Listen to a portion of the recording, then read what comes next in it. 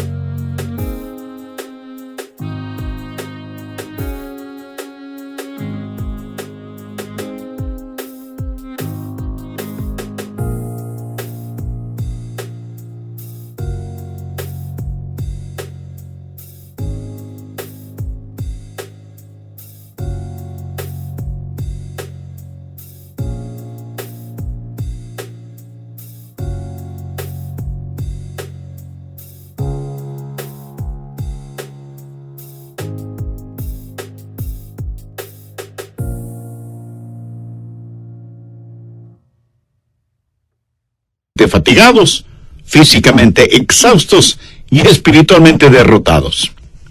La razón, el estrés. Los días son muy largos, las noches son muy cortas y nos sentimos como en una competencia ratonil. Hay tanto por hacer y muy poco tiempo para hacerlo. Pero gracias a Dios hay esperanza. Y esa esperanza está aquí, en las páginas de la Biblia. Isaías, el príncipe de los profetas, bañó su pluma en dorada gloria para escribir las palabras del verso 28, que lo comienza con una pregunta. ¿No has sabido? ¿No has oído que el Dios eterno es Jehová, el cual creó los confines de la tierra? No desfallece ni se fatiga con cansancio, y su entendimiento no hay quien lo alcance. ¿Qué es lo que está diciendo el profeta aquí? Está diciendo que Dios nunca se cansa, ni se queda perplejo, ni tira la toalla. Ahora miremos la promesa que encontramos en el verso 29. Él da fuerza al cansado y multiplica las fuerzas al que no tiene ninguna.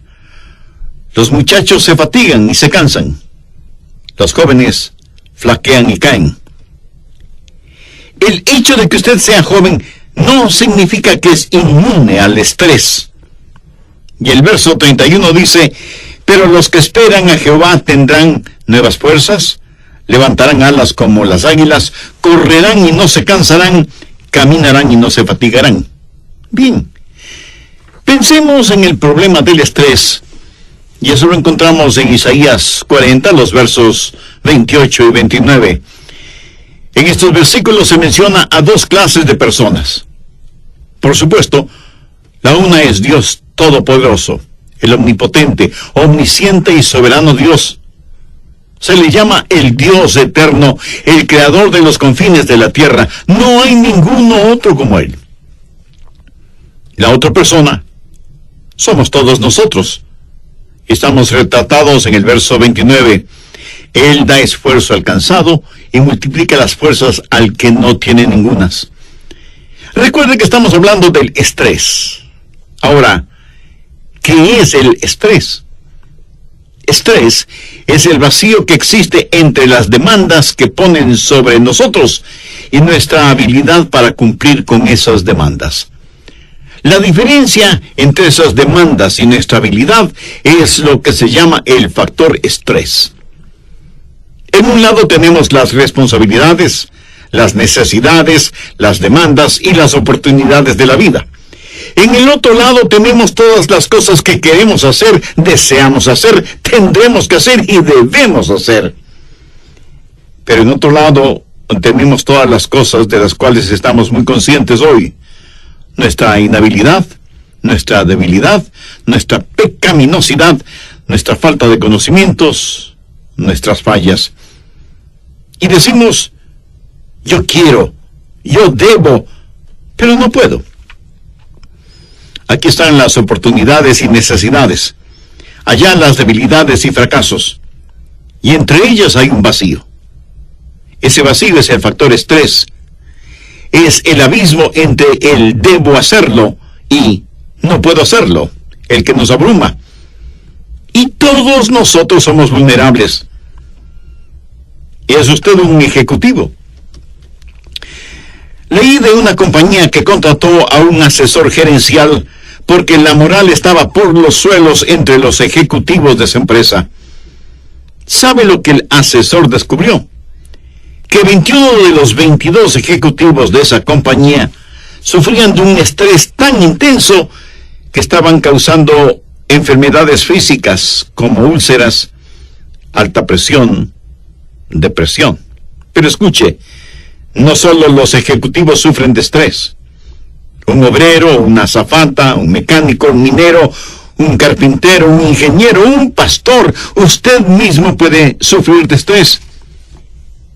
Y no tiene que ser ni adulto, ni viejo, ni joven. De hecho, muchos de nuestros jóvenes en la actualidad sufren de estrés.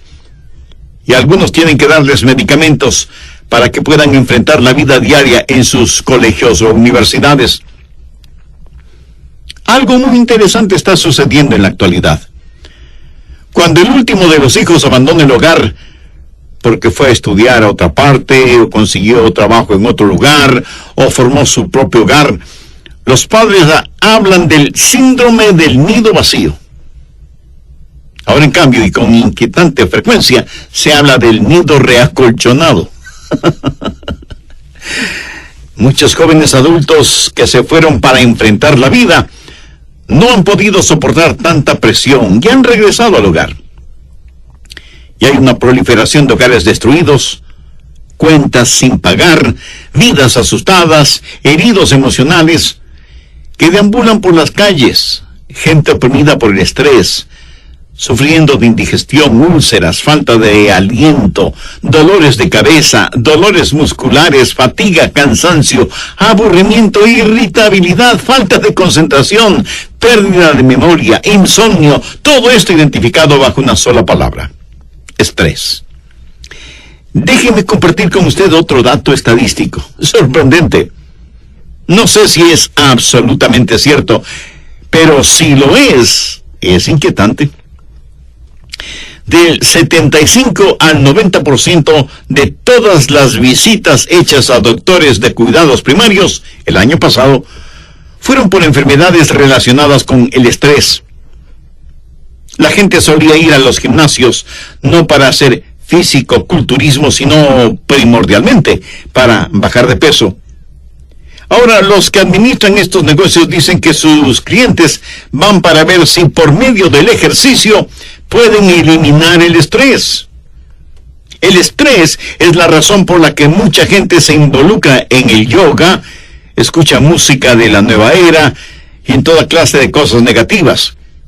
Y cuando una persona padece de estrés, no puede gozar de la vida y es especialmente vulnerable a los ataques de Satanás. En el capítulo 25 del libro de Deuteronomio leemos que hubo un rey llamado Amalek, quien atacó la retaguardia del pueblo de Israel cuando estaba cruzando el desierto. Amalek aniquiló a los que estaban retrasados, débiles, desanimados y cansados. Cuando usted está estresado, tendrá horrendos argumentos en su casa por la más mínima cosa. Lo más insignificante será motivo para argüir. Las irritaciones se irán acumulando cuando está bajo estrés. Y eso, amigo, no es ficción, es la realidad. Pero deseo que vean no solo el problema del estrés, sino también la provisión de suficiencia. Quiero que sepa que Dios no le ha dejado sin su ayuda. Veamos lo que dice Isaías 40:31. Pero los que esperan a Jehová tendrán nuevas fuerzas, levantarán alas como las águilas, correrán y no se cansarán, caminarán y no se fatigarán. Esta es una hermosa promesa. Por favor, escúcheme atentamente. No es un pecado el padecer de estrés, pero sí es un pecado el no utilizar la ayuda que está completamente disponible para usted. Esta es una de las más estupendas promesas en toda la Biblia. Permítame repetirla. Pero los que esperan a Jehová tendrán nuevas fuerzas, levantarán alas como las águilas, correrán y no se cansarán, caminarán y no se fatigarán. Note que aquí hay tres promesas distintas. Primero, habla de la habilidad de volar, de levantarse por sobre los tiempos difíciles de la vida, y usa el ejemplo del águila. ¿Sabía usted que a las águilas les gustan las tormentas? Cuando los rigores de la vida se hacen presentes, cuando llegan las tormentas, cuando vienen las dificultades y adversidades de la vida, necesitamos ser como las águilas. Las águilas esperan la tormenta. Y cuando sienten que el aire está siendo calentado por el calor de la tierra y que las ráfagas termales comienzan a soplar, salen de sus nidos en las rocas, extienden sus poderosas alas y comienzan a ascender y a planear. Y mientras más rápido sople el viento, volarán más y más alto. Todos nosotros tenemos tormentas, enfrentamos adversidades, y necesitamos aprender lo que las águilas nos enseñan. Las águilas han aprendido que aquello que causa que otras aves no puedan volar, de alguna manera es provechoso para ellas. Porque cuando esas ráfagas termales llegan, en primer lugar pueden volar más alto. No podían volar tan alto si no hubiera tormentas. En segundo lugar, pueden ver mucho más lejos. Y en tercer lugar, pueden volar más velozmente. En algún lugar leí que las águilas pueden volar normalmente a 75 kilómetros por hora, pero en una ráfaga de la tormenta pueden alcanzar hasta 150 kilómetros por hora y tienen una vista increíble. Pueden mirar directamente al sol gracias a una especie de lentes protectores que tienen sobre sus ojos. Un águila puede estar en su nido y ve a lo lejos la formación de nubes de tormenta o las ráfagas termales que se levantan del suelo. Y cuando llega el momento, con serena elegancia se eleva con el viento a más de 100 kilómetros por hora y mirando nítidamente todo lo que le rodea, está verdaderamente disfrutando de la vida. De paso, ¿sabe cómo esa águila aprendió esto? A lo mejor a usted no le gusten estas lecciones de vuelo. Anote al margen Deuteronomio 32:11. Es una maravillosa lección. Dice, como el águila que excita su nidada, revolotea sobre sus pollos, extiende sus alas, los toma, los lleva sobre sus plumas. ¿Qué significa esto? Un águila construye su nido. Y yo he visto nidos de águilas. Son enormes. Y los construyen muy fuertes, con ramas y todo lo que puedan encontrar. Pero luego usan sus propias plumas para que el piso sea suave y acolchonado para sus polluelos.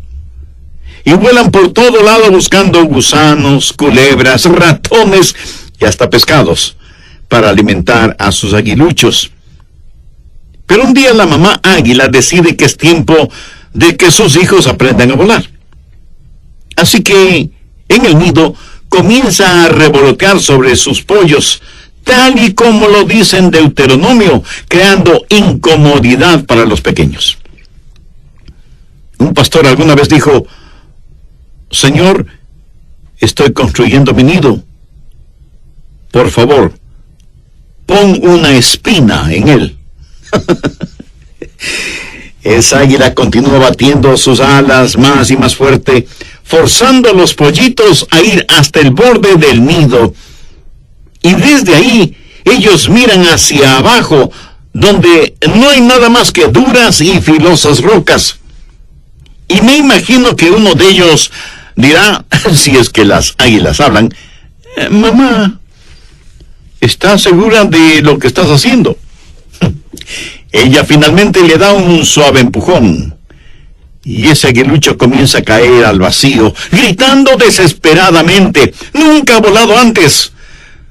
Mamá águila se lanza en picada, y a pocos metros de que su hijo se estrelle en las rocas, ella extiende sus alas y recibe a su pequeño, que se aferra a sus plumas.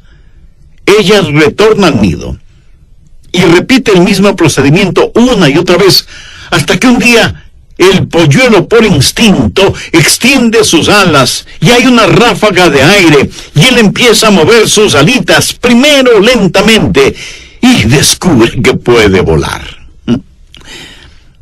Muchos de nosotros a veces pensamos que Dios es cruel, cuando en verdad Él es bondadoso. Escuché una historia realmente admirable. Jennifer Johnson una noche regresaba a su casa manejando. Había neblina y llovía, y ya estaba oscureciendo. Estaba en un sector de la ciudad por la cual no le gustaba pasar. De pronto su carro se detiene y se da cuenta que es por falta de gasolina. Se disgusta con ella misma porque se había olvidado de poner gasolina en su carro. Miró alrededor de ella y lo único que vio fueron bodegas y cercas metálicas. Y pensó: oh no, ya está oscuro. ¿Habrá algún restaurante o farmacia por aquí cerca? No había nada. De hecho, casi no había luces en la calle, y se consoló pensando: bueno, en algún momento asomará un carro de la policía. Y comenzó a orar para que Dios le ayudara. De pronto sus temores tomaron forma. Vio venir por la mitad de la calle a un hombre corpulento, dirigiéndose hacia ella. Y ella dijo: oh, querido Dios, cuídame, protégeme. Y se deslizó hacia abajo en su asiento con la esperanza de que el hombre no la viera. Pero él vino directamente al carro, miró y comenzó a golpear suavemente la ventana, haciéndole señas para que bajara el vidrio. Ella le gritó: ¡aléjese de mí, aléjese de mí! Parecía que él estaba diciendo algo, pero no podía escucharle, porque estaba gritando desesperadamente. Y entonces se le ocurrió hacer sonar el pito o la bocina de su carro. Y ahí estuvo pitando y gritando por un largo rato. Después de algunos minutos, el hombre dio media vuelta y se fue. Y ella suspiró diciendo: gracias, Señor. Pero momentos más tarde, vio venir nuevamente al hombre, pero esta vez traía una barra de hierro en sus manos. Se acercó al carro y dijo algo. Ella gritó y volvió a hacer sonar el pito. Él rompió la ventana con la barra de hierro, metió su mano y quitó el seguro de la puerta. Ella se deslizó hacia el otro lado del asiento, pero él estiró su brazo, la agarró y empezó a sacarla del carro. Ella le dio una patada en la cara y él comenzó a sangrar por la nariz, pero la sacó del carro. La alejó unos cuantos metros de ahí y la soltó. Ella se quedó sorprendida, no sabiendo qué hacer, pero lista para pelear. De pronto escuchó un ruido y vio una luz. El piso en donde ella estaba comenzó a temblar, y vio que un tren venía a toda velocidad hacia su carro, destrozándolo por completo. El hombre del cual ella tuvo tanto temor fue el que le salvó la vida. Su carro se había quedado sin gasolina justo en medio de las rieles del tren. Muchas veces vemos las cosas y pensamos que son las peores cosas que nos han pasado. Espero que usted nunca tenga que pasar por una experiencia como la de Jennifer Johnson. Pero a veces usted no puede decir lo que está pasando solo por las apariencias exteriores.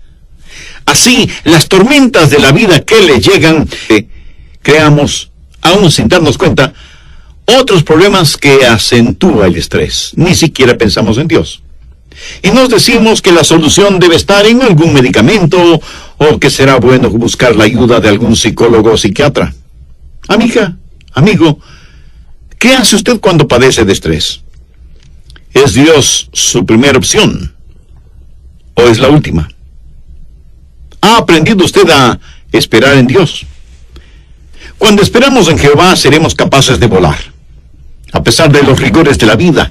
Pero no solo seremos capaces de volar, sino que seremos capaces de correr sin cansarnos.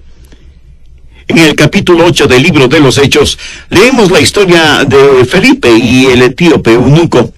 Este eunuco necesitaba del Señor. Dios le ordenó a Felipe que se acercara al carro de este funcionario de la reina de Candace. Y me imagino que Felipe algo habrá tenido que correr para alcanzar y subirse al carro. Dios le dio a Felipe una oportunidad sobre ruedas. Hay los rigores de la vida y hay la vertiginosidad de la vida. Y necesitamos ser como atletas en competencia para hacer lo que tenemos que hacer. Alguien dijo, en alguna parte de África hay una gacela que al levantarse por la mañana se dice, si no puedo correr más rápido que el león, terminaré en su estómago.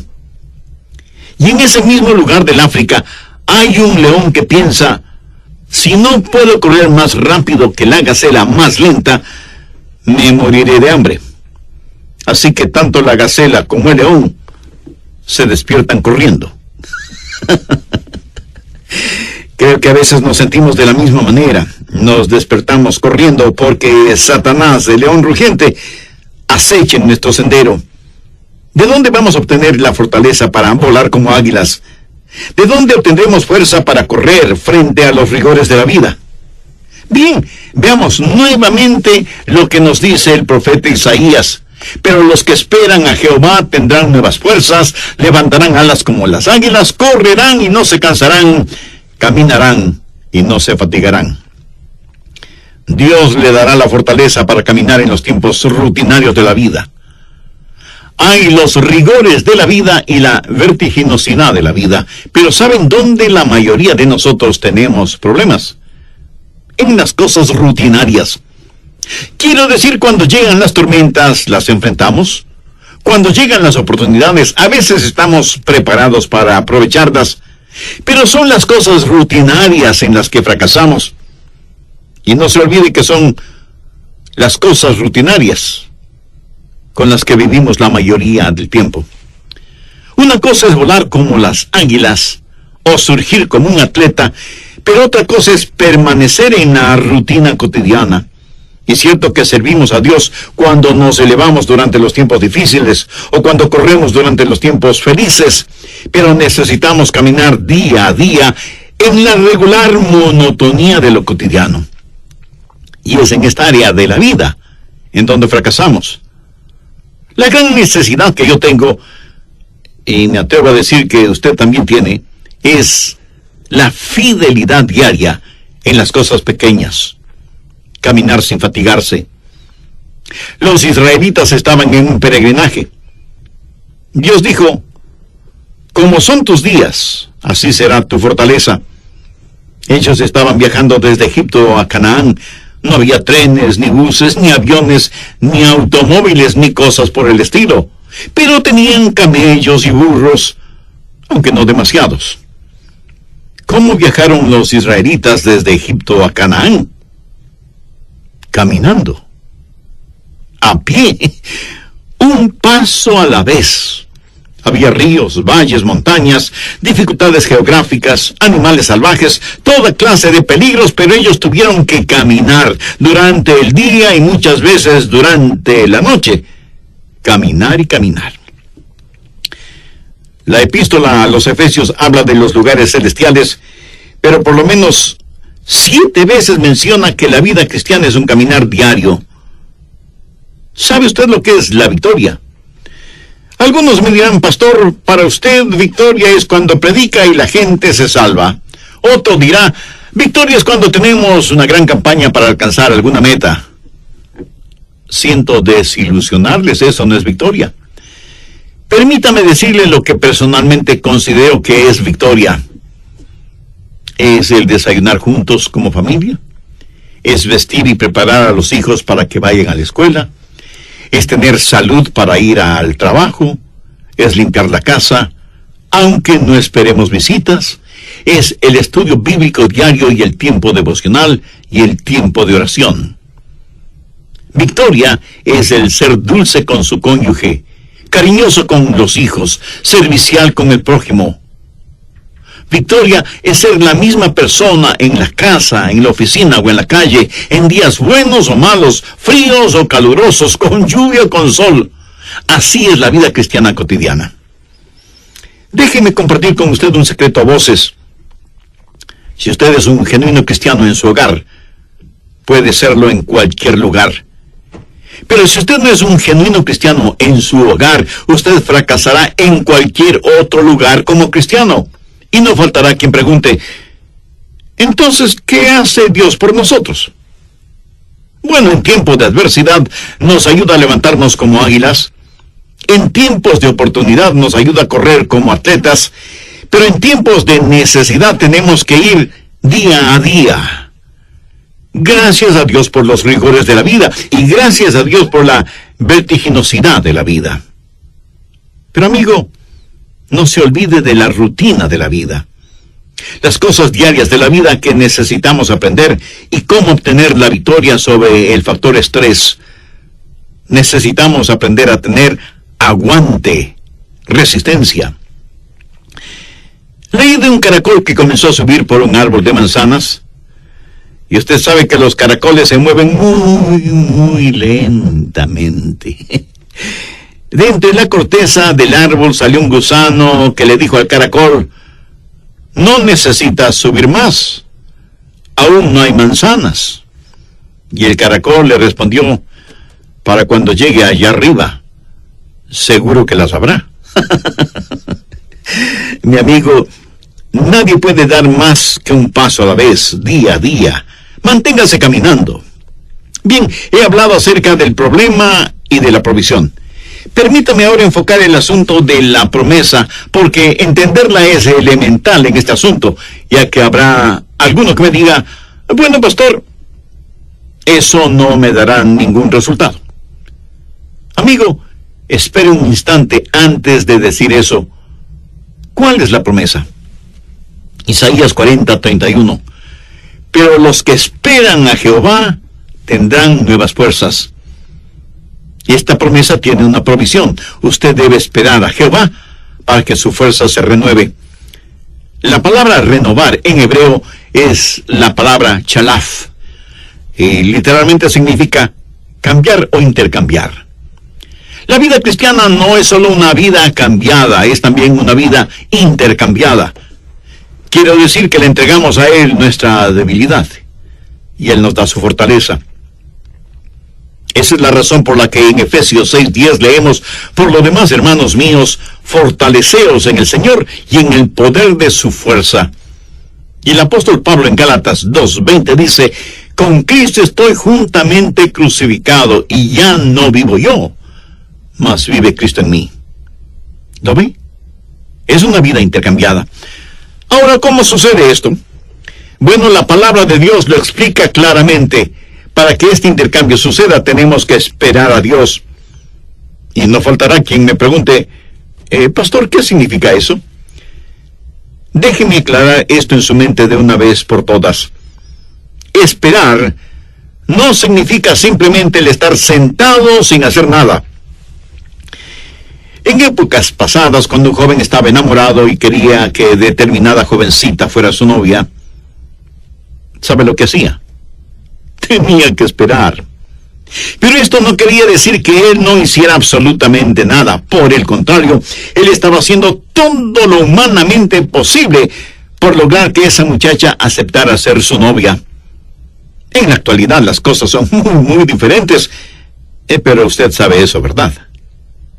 Cuando esperamos en el Señor, eso no significa inactividad. Esperar en el Señor significa por lo menos 4 cosas. Esto es la clave para entenderlo. Tenemos el problema del estrés. Tenemos la provisión de suficiencia. El resto no tiene ninguna importancia. Esperar en el Señor significa primero que usted tiene un deseo por Él. Usted anhela tenerlo. Veamos lo que dice el Salmo 62:1. En Dios solamente está callada mi alma. De Él viene mi salvación. El rey David escribió esto en un tiempo de estrés y de angustia. Y él sabía que solo Dios podía satisfacer sus más profundas necesidades. ¿Siente usted de la misma manera? Quiero decir, ¿está usted esperando por Dios? Está diciendo, Dios, anhelo fervientemente tenerte. Ahora, si usted busca alivio sin anhelar a Dios, está en un callejón sin salida. Segundo, no solo significa que usted anhela tenerlo, sino también que desea escucharle. Busque Proverbios 8:34.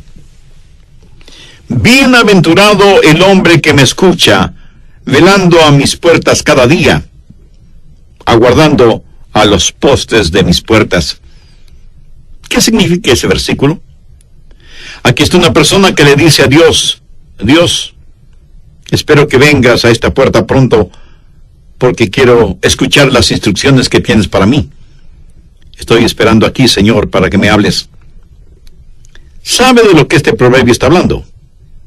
Habla de un tiempo de quietud, de su tiempo a solas con Dios, de estar, por así decirlo, diariamente a sus puertas. Bienaventurado el hombre que me escucha, velando a mis puertas cada día, aguardando los postes de mis puertas. ¿Hace usted eso? Si no lo hace, no me diga que esto no le da resultado. Usted tiene que saber esperar en el Señor. Eso significa anhelar tenerlo. Eso quiere decir estar deseoso de escuchar su voz para obedecerla. ¿Ha conseguido Dios su atención? Leí una historia muy interesante relacionada con el tiempo de la Gran Depresión. De paso, le diré que yo nací en medio de la Gran Depresión, cuando era muy difícil el conseguir trabajo, cualquier clase de trabajo. Un hombre que era telegrafista vio el anuncio del trabajo que él sabía hacerlo. Muy emocionado se fue para solicitar ese trabajo. Cuando llegó al lugar, la sala de espera estaba completamente llena de personas que deseaban ser entrevistadas para ese trabajo. Él pensó que no tendría ninguna oportunidad porque muchos habían llegado antes que él, pero de todas maneras se sentó a esperar. Después de un rato, él escuchó suaves golpecitos en la puerta de una oficina. Puso mucha atención a esos insistentes golpecitos. Después de un minuto se levantó y entró en la oficina de donde provenían los golpes. Dijo algunas palabras y cuando salió tenía una gran sonrisa en su rostro y dijo, conseguí el trabajo. Los demás quedaron asombrados. ¿Cómo que conseguiste el trabajo? Nosotros estuvimos antes que tú. Y él les dijo, yo estuve escuchando unos golpecitos en esa puerta. Eran letras en código Morse que decían, si usted puede entender estos golpecitos, el trabajo es suyo. Entre de inmediato en esta oficina. Excelente. En medio de la bulla de las voces de los demás, él estuvo escuchando, estuvo en sintonía con lo insólito, lo inesperado. Así hay personas que están en sintonía con Dios, mientras otras no lo están. ¿Qué significa esperar en Dios? Significa anhelar tenerlo, desear escuchar su voz, pero también significa algo más, significa contemplarle, mirarle. El Salmo 104:27 dice, todos ellos esperan en ti, porque les das su comida a su tiempo. Aquí habla acerca de los animales. Les das, recogen. Abres tu mano, se sacian de bien. ¿Cree que Dios cuidará de usted? ¿Tiene su mirada puesta en Él? Las aves y los animales de la selva dependen de Dios y Él hace la provisión para sus necesidades a su debido tiempo. Eso es lo que significa esperar en Dios. ¿Cree usted realmente que Dios tiene una solución para sus necesidades? Yo sé que esa es una pregunta retórica, pero la hice por énfasis, para que usted analice si usted depende de Dios, o está dependiendo de otras personas o de otras cosas. En cuarto lugar, esperar en el Señor significa vivir para Él. Busque por favor Proverbios 27:18. Quien cuida la higuera comerá su fruto, y el que mira por los intereses de su Señor tendrá que oír a los clientes y servirles bien. Cuando usted espera en el Señor, usted está ahí para servir al Señor. Usted será su camarero o camarera, y como tal, desea servirle bien. Quien cuida la higuera comerá su fruto, y el que mira por los intereses de su Señor tendrá honra. ¿Quiere que Dios le dé fuerzas para poder volar como las águilas? ¿Desea que Dios cambie la debilidad suya por fortaleza de Él, para que pueda correr como un atleta? ¿Quiere que Dios penetre en usted con su poder para que día tras día tras día usted pueda caminar sin fatigarse? Ahora permítame hacer una pregunta muy importante. ¿Por qué Dios debería darle más fortaleza si lo que usted va a hacer es servir al diablo? El esperar en el Señor significa anhelarle a Él, escucharle a Él, mirarle a Él y vivir para Él. Basado en la palabra de Dios, le puedo asegurar que si usted espera en Dios, Él renovará sus fuerzas. Y ese vacío que usted siente ahí, o sea, todas las cosas que debe hacer, y todas sus debilidades, frustraciones e inhabilidades, por acá, ese vacío será removido cuando Dios llene su nada con su todo y le inyecte la fuerza para que aprenda a esperar en Él. Y por favor, no diga que eso no da resultado si es que no.